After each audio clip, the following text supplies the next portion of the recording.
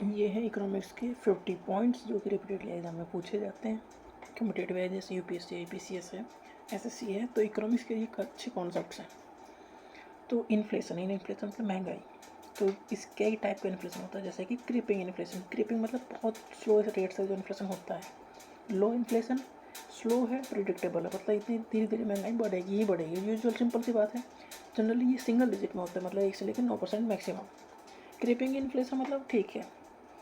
Galloping inflation बहुत ज़्यादा high, very high inflation, इसका दूसरा नाम है होपिंग इन्फ्लेशन। जंपिंग इन्फ्लेशन मतलब गैलोपिंग का ये दूसरा नाम है। ये दे के पूछा जा सकता है कि इसका क्या मतलब है। तो galloping inflation, hopping inflation, jumping inflation, running या रन अवे इन्फ्लेशन। बहुत ज़्यादा अगर महंगाई बढ़ जाए, मतलब रेंज अगर 100% से या 2% किसी चीज़ की कीमत बढ़ जाए तो डेफिनेटली महंगाई बहुत ज़्यादा हो गई। तो ये है गैलोपिंग या very high inflation. Running in the range of double या ट्रिपल डिजिट। 10 रुपये की चीज़ 100 रुपये या 1000 रुपये तक पहुँच जाए तो महंगाई कितनी बढ़ गई। Hyper inflation, price shoot up overnight, मतलब रातों रात कीमत बढ़ जाना। Leads to complete loss of confidence in the domestic currency, मतलब किसी चीज़ की वैल्यू हमारे करेंसी के अकॉर्डिंग बढ़ेगी ना। मतलब हमारी करेंसी की वैल्यू कम हुई है, सामान तो उतना ही है, तो रातों रात किसी कंट्री की करेंसी की वैल्यू इतनी कम हो जाना कि उससे भरोसा उड़ जाना। तो फिर वो पैसा नहीं रखना चाहेंगे, वो कोई एसेट रखना चाहेंगे, जैसे कोई गोल्ड लेंगे या कोई फॉरेन करेंसी ले लेंगे। तो इसे कहते हैं हाइपर इन्फ्लेशन, मतलब किसी कंट्री की करेंसी पर इतना भरोसा गिर जाना कि रातों रात कीमत कई गुना उसकी कम हो गई, तो प्राइस कई गुना सामान के बढ़ गए। तो हाइपर इन्फ्लेशन का मतलब ये है। बोटलनेक इन्फ्लेशन, ये है structural inflation. This inflation takes place when the supply fall drastically, मतलब किसी भी सामान की सप्लाई गिर जाए या बहुत कम हो जाए तो डिमांड तो उतनी ही है, तो इस इन्फ्लेशन में चीज़ें जो मार्केट में हैं उनकी कीमत बढ़ जाएगी। मान लो दिल्ली के लिए सब्जी की सप्लाई रोक दी जाए तो जो दिल्ली में सब्जी महंगी डेफिनेटली हो जाएंगे। तो ये इस टाइप के इन्फ्लेशन कहेंगे बोटलनेक इन्फ्लेशन, क्योंकि देखो सब्जी ना तो कम हो है, ऐसा नहीं कम है, क्योंकि बट वो उनकी सप्लाई नहीं हो पा रही है। इस तरह का इन्फ्लेशन, मतलब सामान की कमी नहीं है बट सामान वहाँ पहुँच नहीं पा रहा है, तो ये बोटलनेक इन्फ्लेशन। किसी एक्सीडेंट की वजह से ऐसा हो सकता है या किसी भी मिसमैनेजमेंट या हजार्ड की वजह से हो सकता है। फिलिप कर्व क्या दिखाता है, ये दिखाता है relationship between the inflation and unemployment के बीच में इनवर्स रिलेशनशिप है, उल्टा रिलेशनशिप है inflation and unemployment. Phillip curve क्या दिखाता है, relationship between inflation and unemployment. Amortisation payment of loan in instalment by the borrower, अगर हमने लोन लिया है तो लोन को जो हम पेमेंट करते हैं इंस्टॉलमेंट में पेमेंट करते हैं, उसके साथ इंटरेस्ट भी पे करते हैं, तो इसे कहेंगे एमोर्टाइजेशन। बबल क्या है, प्राइस राइज ऑफ, किसी भी एसेट के प्राइस बढ़ जा रहे हैं अब पर ये नहीं पता क्यों बढ़ रहे हैं, क्योंकि सामान तो ऐसा ही है, चीज़ें ऐसी हैं, एसेट ऐसा ही है, मतलब कोई ऐसी चीज़ वजह समझ में नहीं आती कि इसकी कीमत क्यों बढ़ रही है। तो ये बबल है। तो बबल बर्स्ट हुआ, जब बबल बर्स्ट हुआ तो मतलब उसकी सामान की जो पहले कीमत थी उसी पे आ गया। तो price rise of an assets unexplained by the fundamentals, मतलब आप उसे एक्सप्लेन नहीं कर सकते कि इसकी कीमत बढ़ी क्यों है। तो वो जब ऐसे चीज़ें बढ़ाई जाएंगी तो वो डेफिनेटली नीचे भी आ जाएंगी। जब बबल बर्स्ट हुआ तो कीमत उसी पे आ गई।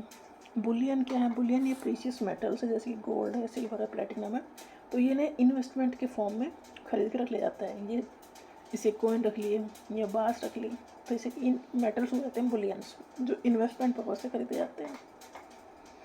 क्रॉस सब्सिडी क्या है, क्रॉस सब्सिडी मतलब गवर्नमेंट अगर कोई चीज़ मान लो 1000 रुपये की है और वो गवर्नमेंट हमें दे रही है 500 रुपये, तो 500 बचे हुए जो रुपये हैं वो गवर्नमेंट खुद पे कर रही है, तो ये सब्सिडी हो गई।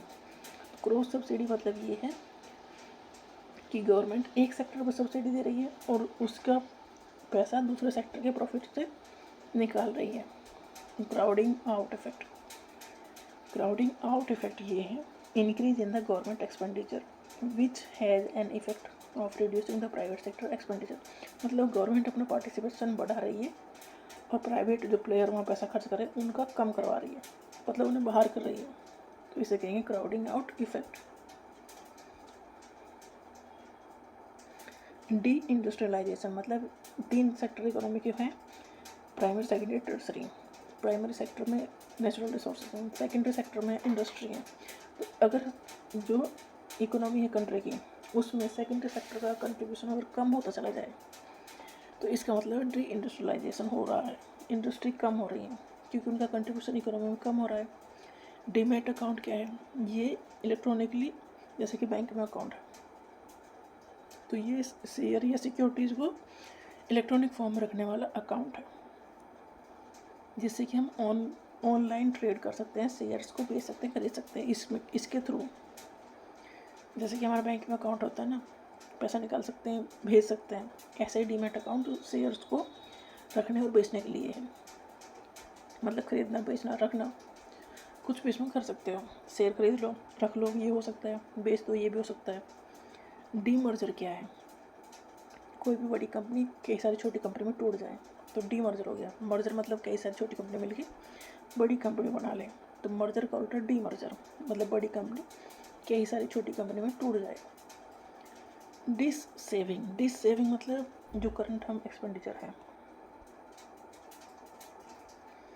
जो करंट एक्सपेंडिचर है वो करंट जो हम रेवेन्यू जनरेट हो रहा है उससे कहीं ज़्यादा है, तो जो एक्स्ट्रा खर्च है वो आ रहा है सेविंग से, इसे कहेंगे डिस सेविंग। इसमें हायर जो करंट कंजप्शन ज़्यादा हो रहा है, जो खर्च ज़्यादा हो रहा है, इनकम कम है, तो जो पैसा आ रहा है वो कहाँ से आ रहा है? सेविंग से आ रहा है, तो इसे कहेंगे डिस सेविंग। डोमिनो इफेक्ट, ऐसी economic situation which one economic event cause A series of similar event. अगर एक इवेंट हुआ है तो उससे रिलेटेड कई सारे इवेंट होंगे ही होंगे, तो ये है डोमिनो इफेक्ट। कैपिटलिस्ट इकोनॉमी मतलब मार्केट ड्रिवन इकोनॉमी, इसमें गवर्नमेंट की इंटरवेंशन कम है, मतलब प्राइवेट प्लेयर का रोल ज़्यादा है, मतलब प्राइवेट जो बिजनेस है उनके ऊपर डिपेंड है इकोनॉमी। सोशलिस्ट इकोनॉमी गवर्नमेंट खूब खर्च करती है पब्लिक के ऊपर, तो मतलब गवर्नमेंट कंट्रोल करती है इकोनॉमी को, मेजर सेक्टर ऑफ प्रोडक्शन जो है वो गवर्नमेंट के पास है, तो ये सोशलिस्ट इकोनॉमी है। मिक्स्ड इकोनॉमी मतलब दोनों का कॉम्बिनेशन है, कुछ सेक्टर में गवर्नमेंट है, कुछ में कैपिटलिस्ट है, तो ये बेटर फॉर्म है इकोनॉमी की। बैलेंस ऑफ पेमेंट ये एक कॉम्प्रिहेंसिव रिकॉर्ड है, बड़ा सा रिकॉर्ड है किसी का ऑल इकोनॉमिक ट्रांजेक्शन जो भी हो रहे हैं एक कंट्री के एक कंट्री के जो भी इकोनॉमिक ट्रांजेक्शन हो रहे हैं रेस्ट ऑफ द वर्ल्ड, पूरी दुनिया से एक साल में, इसका रिकॉर्ड होगा बैलेंस ऑफ पेमेंट।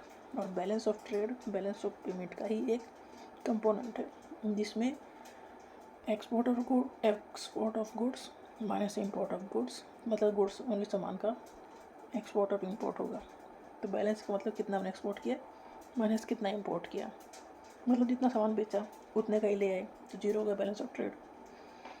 तो बैलेंस ऑफ ट्रेड एक सब कंपोनेंट है बैलेंस ऑफ पेमेंट का।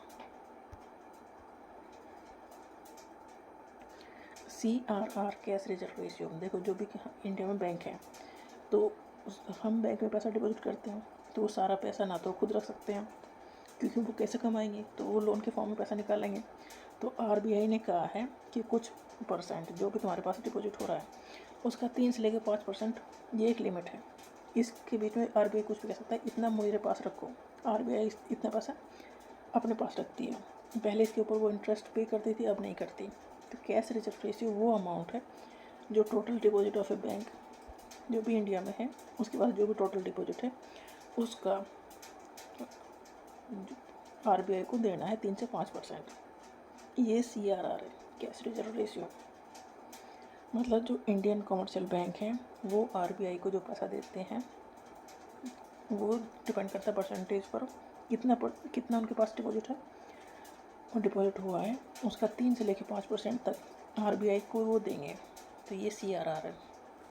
SLR मतलब कुछ पैसा उन्हें अपने पास भी रखना है, ऐसा नहीं कि सारा पैसा लोन में दे दें, तो 25 से लेकर 40% के बीच में एक रेंज है, इतना पैसा उन्हें अपने पास भी रखना है जो भी डिपॉजिट उनमें हुआ है, क्योंकि अगर विड्रॉ करने आ गए और उनके पास पैसा नहीं है तो ये तो नहीं हो सकता भाई, तो मतलब हमारा सारा पैसा हम जमा करें बैंक में और हमें पैसा लेने जाए हमें पैसा ना मिले, ये तो सही नहीं है, इसलिए उन्हें कुछ पैसा बैंक में रखना है, तो जो कहते हैं SLR statutory liquidity ratio.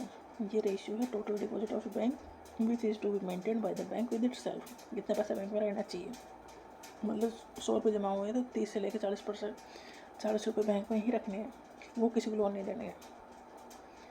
Repo rate क्या है? It is the rate of at which the RBI lend money to commercial bank. मान लो कमर्शियल बैंक को पैसे की ज़रूरत पड़ गई तो वो RBI से पैसा ले सकता है, पर जब पैसा लेगा RBI से तो उसे इंटरेस्ट देना पड़ेगा।